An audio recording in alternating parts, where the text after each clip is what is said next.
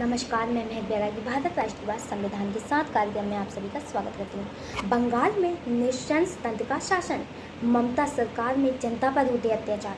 बंगाल विधानसभा के पिछले चुनाव के बाद मतगणना के समय जैसे ही ये स्पष्ट हुआ कि ममता फिर से सत्ता में आने जा रही हैं, वैसे ही तृणमूल कांग्रेस के समर्थक उन लोगों पर टूट पड़े थे जिसके बारे में उनको यह संदेह था कि उन्होंने विरोधी दलों को वोट दिया है।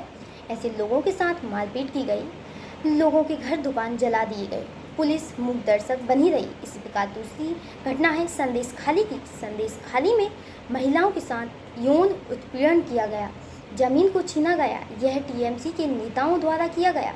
अफसोस इस बात क्या है कि संदेशखाली की महिलाओं को न्याय मिलने की अधिक आशा नहीं है। संदेशखाली में अधिकांश पीड़ित महिलाएं दलित एवं आदिवासी हैं। उन्हीं ममता के राज में आज संदेशखाली जैसी घटनाएं वर्षों से घट रही हैं।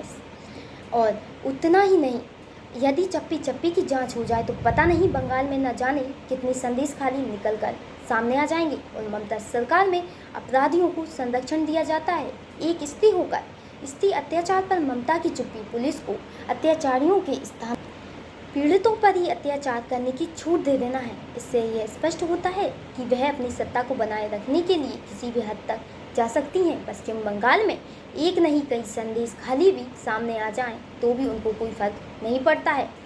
उनकी सत्ता बस चलती रहनी चाहिए। इसी प्रकार ममता सरकार में रामनवमी की शोभा यात्रा पर बम और पत्थर फेंके गए, 20 लोग घायल हुए।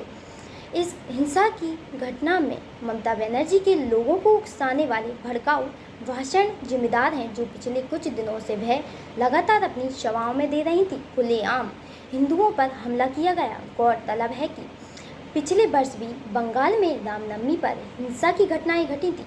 वस्तुतः ममता राज में कोई एक ऐसा वर्ष नहीं है जब रामनवमी, दुर्गा उत्सव, अन्य हिंदू त्योहारों पर शांति बनी रही हो या इस्लामिक भीड़ ने पत्थर न फेंके हो। कहीं कोई सुरक्षा नहीं। पूरे बंगाल में दंगे कहीं भी भड़क सकते।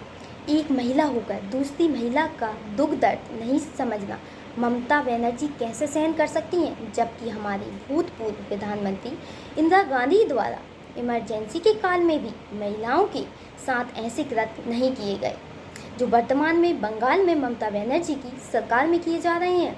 हमें आवश्यकता है माननीय भारत सरकार के द्वारा संदेशखाली और रामनवमी जैसे त्योहारों पर, खासतौर पर हिंदुओं पर हो रहे अटैक के संबंध में, जिस प्रकार वहाँ भी दलित महिलाएं पीड़ित हो रही हैं, निःशंस तंत्र के शासन में टीएमसी के गुंडे पर जो किसी के समर्थक नहीं है, यह टीएमसी के गुंडे सड़कों पर महिलाओं का अपमान करते हैं। टीएमसी के गुंडे किसी पार्टी के सदस्य नहीं होते।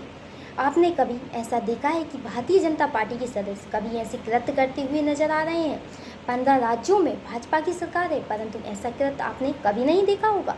किंतु जब से बंगाल में ममता बनर्जी की सरकार बनी है, तब से टीएमसी के गुंडे निःशंस तंत्र का शासन चला रहे हैं। हमें आवश्यकता है, मेरी भारत सरकार से यह अपील है कि बंगाल में त्वरित कार्यवाही करते हुए, बंगाल में शासन व्यवस्था बनाए रखते हुए, नागरिकों की सुरक्षा बनाए रखते हुए, राष्ट्रीय सुरक्षा बनाए रखते हुए शासन व्यवस्था को बनाए रखने के लिए त्वरित रूप से राष्ट्रपति शासन लागू करें, देश की एकता व अखंडता को सुनिश्चित करें। धन्यवाद।